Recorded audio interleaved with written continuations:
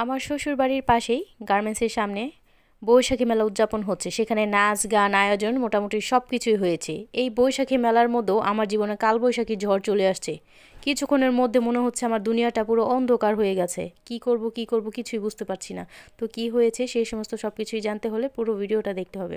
আসসালামু আলাইকুম, কেমন আছেন সবাই? আশা করি ভালো আছেন। আলহামদুলিল্লাহ আমরাও ভালো আছি।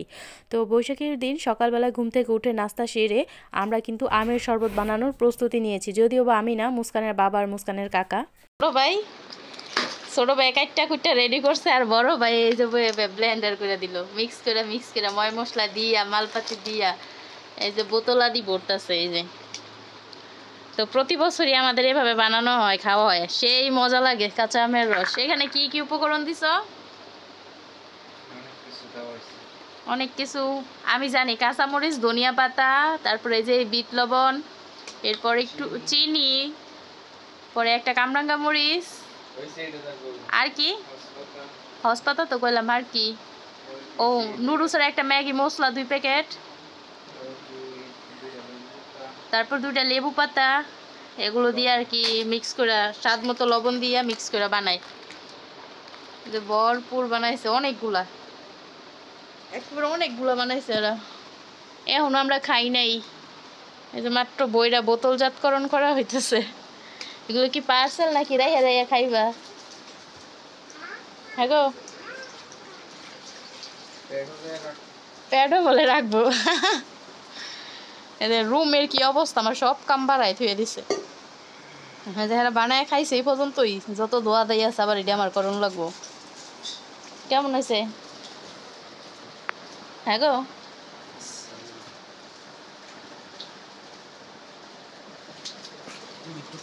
আমারও একটু দেও, টেস্ট করি। এত দিও না, অল্প দাও, আমি এত খাইতাম না। খাইয়া গেলে দেখি ভালো হইলে তারপর আবার খাবো। যে যত গরমই থাকুক এরকম 1 গ্লাস কাঁচা আমের জুস খাইবেন, শরীরে একদম প্রশান্তি আইনা দিব। যথেষ্ট 1 গ্লাস জুসই।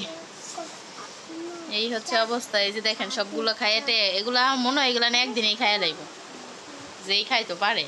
আমি যে অর্ধেক গ্লাস খাইছি, যদিও বা ভাত খাইছি টকের পেট ভরা। এই হচ্ছে অবস্থা।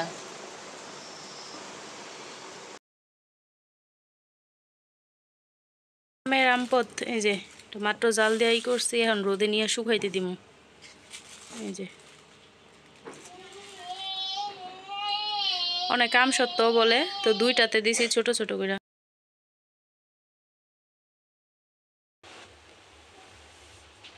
ফ্রেশ পোলাও, আর সাথে রান্না করেছি মুরগির মাংস। তো একটা আলু কাটটা দিছি, একটাই দিছি, বেশি দেই নেই, মুস্কানের জন্য। আর এটাতে হচ্ছে গরুর মাংস। তো মাত্রই রান্না শেষ করলাম, এখন এই যে এগুলো চুলা টুলা পরিষ্কার করবো। এই হচ্ছে অবস্থা। যেখানে কত প্লেট বাটি জমে আছে, এগুলো রান্না করলে প্রতিদিন জমবো, এগুলো পরে ধুইতে হয়। এই যে চুলার কি অবস্থা, মানে একবার রান্না করলে আমার পরে আবার এগুলো ধুইতে হইবই।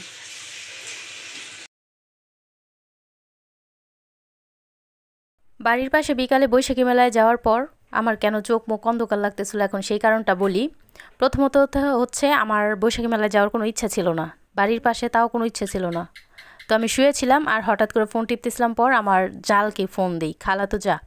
তো ফোন দেওয়ার পর বলতেছি বৈশাখী মেলা হইতেছে, কল দেন না, আপনারাও দাওয়াত টাওয়াত দেন না, যাইতাম। পরে বলতেছে আমার বাড়ির পাশে, তোমারও তো বাড়ির পাশেই, তো আসো আমি এখন যাবো। তো আমি বলতেছি আমি তো রেডি না। কইতেছে কিসের আবার রেডি, বাড়ির পাশে মেলা হইতেছে, যেইটা পড়া আছে ওইটা পড়াই আসা বড়।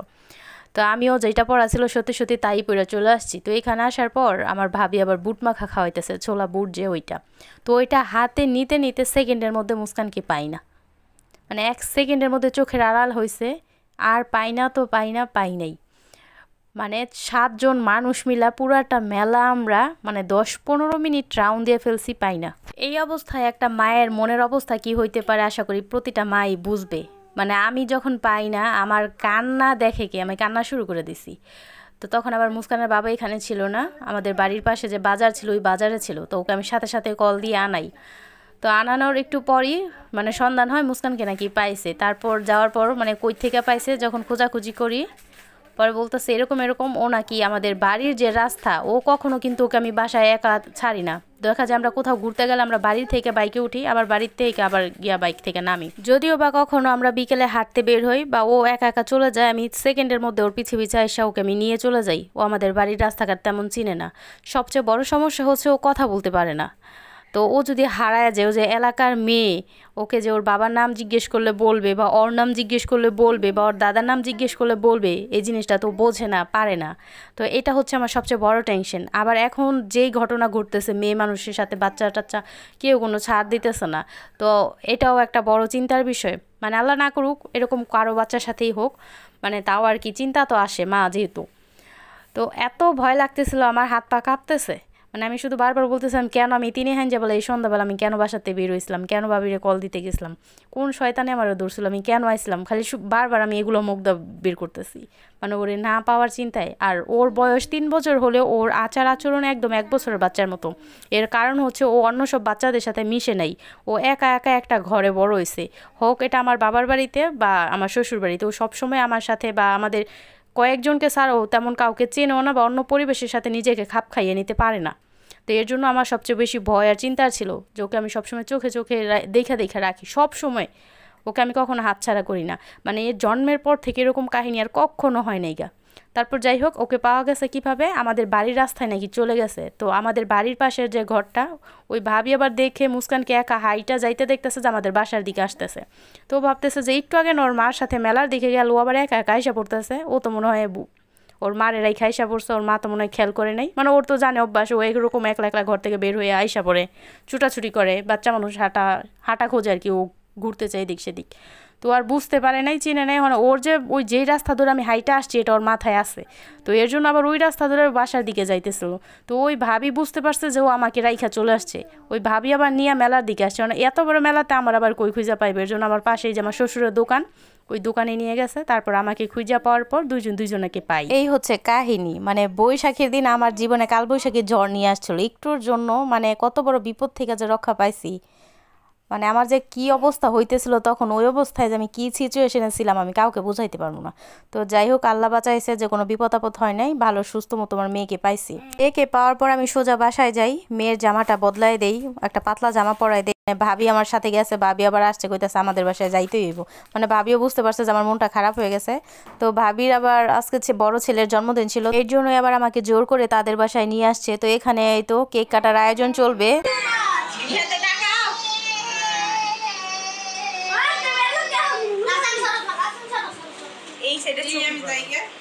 I love you too much. I love you too much. বাবু রে দিয়েছো, বাবু কান্না করতেছে। বাবু দিয়েছো, এটা ফুল লোকে লেগে আবার ফুল লেগেছে গা, লাগাই দেন গেছে আবার এটা পাইপটা। আমার বাবু কই? তুমি বাবু I love you too much.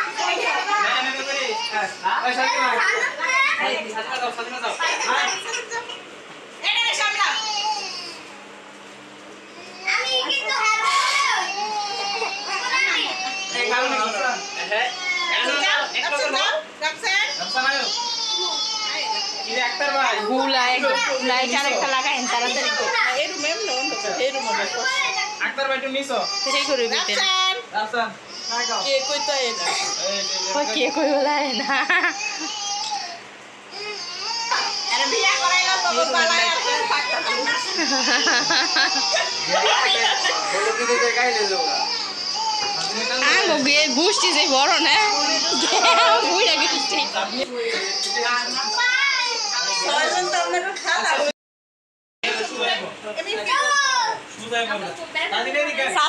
ছবি তুলো না, মেয়েদের জন্মদিন উপলক্ষে বাইরে আয়োজন করতেছে, একটু নাচের মাইয়া আমার জন্মদিন উপলক্ষে মেলা বইছে, আর কি চাও আমি। আমার ভাসুরের বড় ছেলের জন্মদিন বলে কথা, এক এক করে সবাই ছবি তুলছিল। যদিও বা সময়টা চলে যাবে, তাই মুহূর্তটা কিন্তু ফ্রেমবন্দি করে রাখার জন্য কিছু ছবি তুলে রাখা হচ্ছে। তো এক এক করে এভাবেই কিন্তু সবাই ছবি তুলছে। আর এখন যে পাশে বসে আছে এটাই হচ্ছে আমার খালাতো যা। তো এইখানে এই তো ওর আরও ফুপুরা আছে, নানি আছে, মামি আছে, মোটামুটি সবাই ছিল।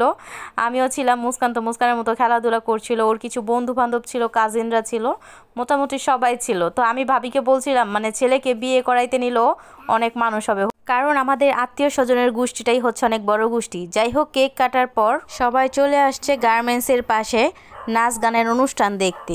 তো এই তো দেখতেই পাচ্ছেন এখানে অনেক বিচ্ছু বাহিনী নাচানাচি করছে, যদিও বা নাচের জন্য নাকি 2-3 জায়গা থেকে লোক ভাড়া করে আনা হয়েছে। আর এত এত মানুষ ছিল যা বলার বাহিরে, শুধু এই নাচ দেখবে বলে। মানে পুরো 3 দিন যাবৎ পুরো বাড়ির আশেপাশের এলাকাটা হইচই পড়ে গেছে নাচের মানুষ আনবে বলে কথা। এর জন্য সবাই বাড়ির আশেপাশে থেকে চলে আসছে এই অনুষ্ঠানের নাচ দেখবে বলে। তো দেখেন এই তো আমার সামনে অনেক অনেক মানুষ, আর আমি ছিলাম সাইডে। বিয়ের পরে প্রথম আমার শ্বশুর বাড়ির এলাকায় আর বাড়ির পাশে এরকম বৈশাখ মেলার আয়োজন করা হয়েছে। এই হচ্ছে বৈশাখীর দিন আমার কাটানো কিছু মুহূর্ত। বৈশাখীর দিন আমার জীবনে অনেক বড় একটা কালবৈশাখীর ঝড় একটুর জন্য এসে আবার চলে গেছে।